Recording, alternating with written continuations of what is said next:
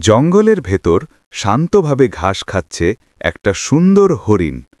পাখিরা ডাকছে, বাতাসে পাতার ঝিরঝির শব্দ। হঠাৎ ঝোপের আড়াল থেকে এক বিশাল হিংস্র বাঘ লাফিয়ে বেরিয়ে আসে, গর্জন করে হরিণের দিকে ঝাঁপ দেয়।